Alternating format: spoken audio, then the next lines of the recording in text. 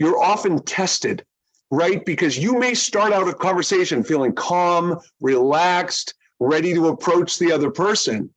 But then something's going to happen in the conversation that's going to distract you and take you off your game. How's Jamie doing? What? Says he can't practice today. Says he's hurt. An excuse was given on why a person can't be accountable.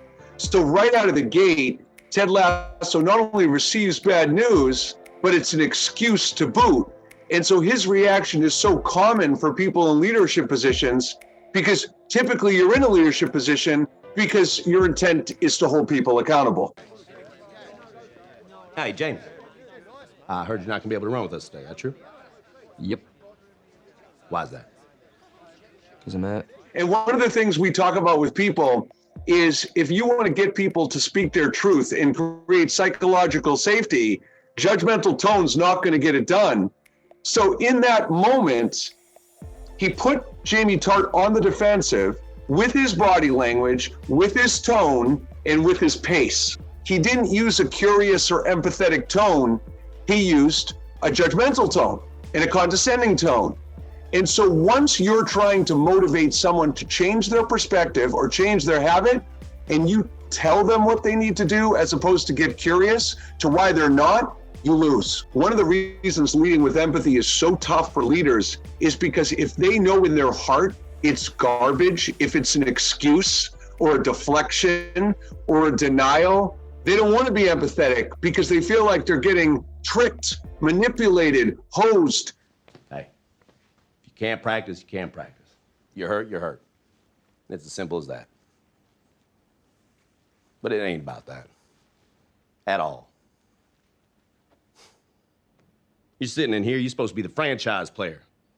And yet here we are, talking about you missing practice. I don't think it's realistic that to get him out on the practice field. And I think what's realistic is to get him to embrace a different perspective.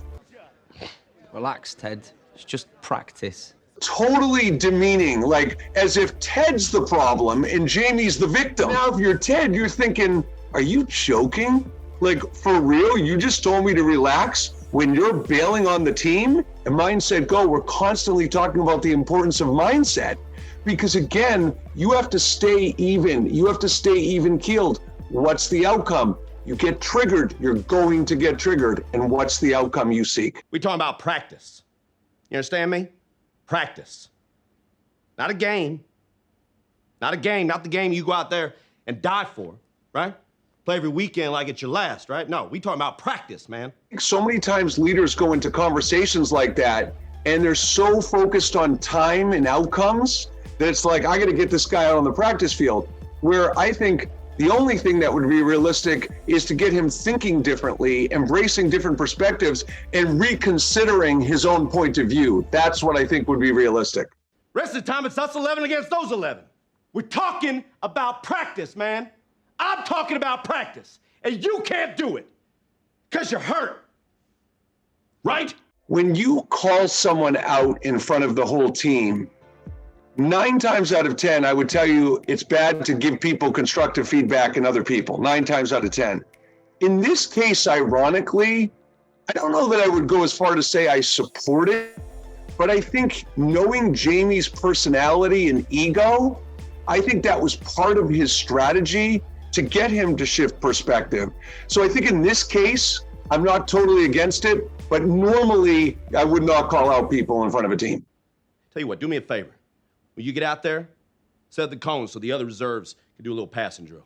You want me to set up cones? I really appreciate it.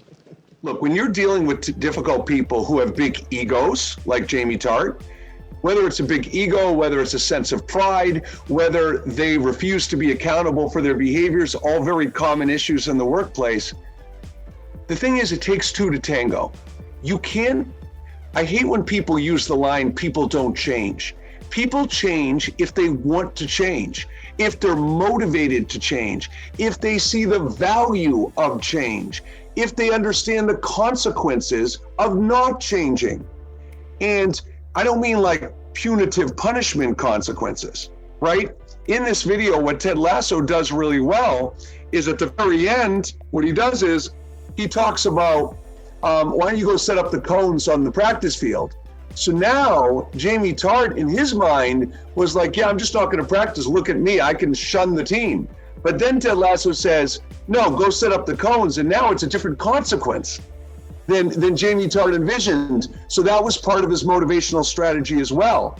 Being an emotionally agile communicator is recognizing if and how they're motivated to change. And so the first step in getting anybody to move from a fixed mindset or a rigid stance or a big ego is to understand what could or would happen that would motivate them to change. Hey, fellas. If you go to body language as your go-to way to motivate people, the problem with that is it can cause more harm than good. Because if I think that another person's upset with me, and before a conversation even starts, they look aggravated, frustrated, disapproving, whatever, then you know what might happen? I might become defensive because I'm waiting for bad news. Well, it's a lot of pints just for us. I thought you might have had a tough time with Roy. If I'm being honest, I actually never got around to telling Roy. Now, don't give me those eyes. And now you're getting judgmental and disapproving because you know Ted should have had that conversation with Roy. So after you ask the question, hey, Ted, do you mind if we ask? Did you not think that was the right idea? Like, what got in the way of doing it? And that's where the curiosity comes in. Well, I'm starting Roy against Man City, and that's that. Look, putting him on the bench wouldn't just be humiliating to him. It could actually affect his livelihood. And you know better than anyone that all this ain't about winning to me, because that ain't how we measure success, right? Damn it, it is!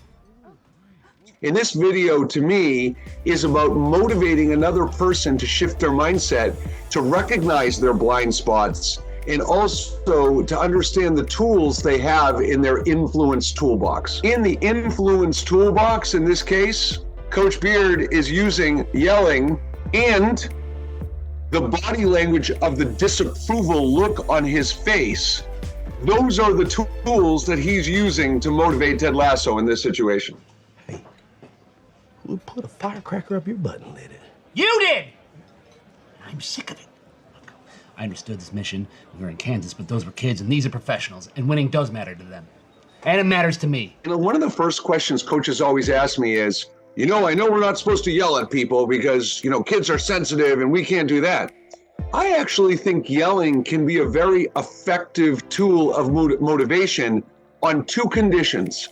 Number one, it's used as an exception and not the norm. And two, that the person doing the yelling is respected and trusted by the person being yelled at. Because if I'm yelled at by someone that I respect and trust, and it's the exception, not the norm, I can live with that. It actually may indeed motivate me. How do you not get it? Losing has repercussions. We lose, we get relegated. How do you not get it? That in itself is a value judgment. And that in itself is where we break down in generational communication all the time. Because, hey, if I know it, you should know it. And that's a fallacy, because it doesn't matter what age or what experience you have, we have different levels of knowledge and experience. So how do you not get it is a value judgment, and also will often provoke conflict. We get relegated, this is over, and we will have built nothing. And if you want to pick a player's feelings over a coach's duty to make a point, I don't want to drink with someone that's selfish. I'm sure you know a lot of people that'll say, hey man, if you got a problem with me, just tell me. I want to know. I can take it. And you know what I say? Don't do that. Because the second someone leads with criticism, it creates a level of defensiveness, deflection, or denial.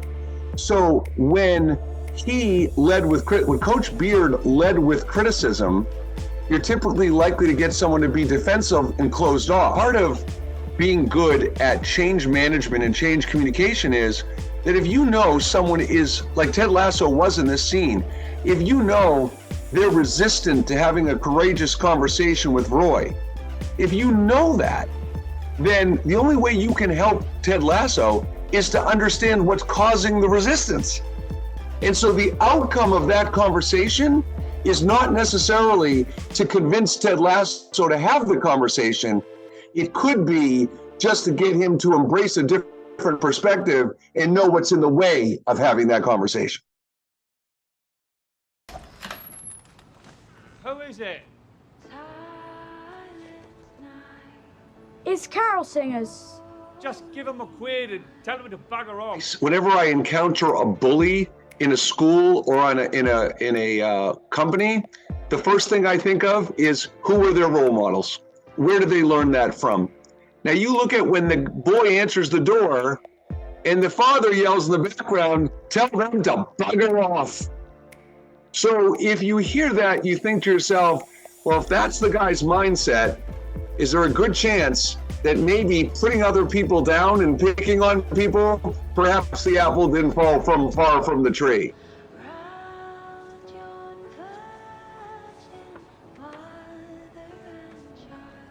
I take a lot of pride in the fact that at Mindset Go, we don't do death by PowerPoint. And at the same time, visuals are a compelling way to get a message across. People are tired. They're getting communicated with from so many different modes of communication. So much information is coming at people all the time. And so being different and better, I don't care whether you're communicating through email, text, Zoom, face-to-face, in person, voicemail, whatever it is. You have to capture people's attention because they're prioritizing who they want to talk to and when they want to talk to them. So the first thing I always think of in business is, how am I going to not only capture a person's attention, but how can I sustain it?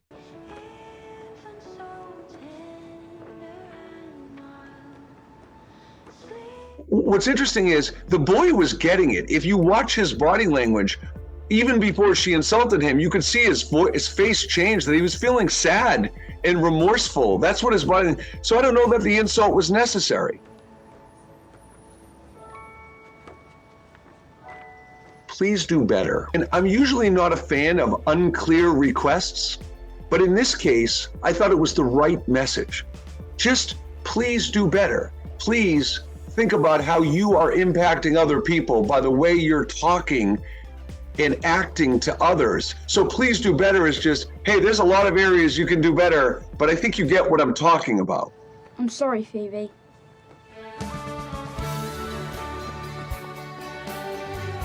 Courageous conversations, and what she did was incredibly courageous. Courageous conversations don't always have immediate outcomes and instant gratifications. And I will say that I've had a lot of people in my life who I've given advice to that in the moment didn't tell me it impacted them, and then came back to me 3, 4, 5, 6 months later and go, Mark, you know that thing you told me 6 months ago? I've been doing that, and I'm glad you told me. But sometimes you don't know how you impacted people. So leaders have to have realistic expectations when you're having a courageous conversation with someone to know the problem might not get solved in one conversation.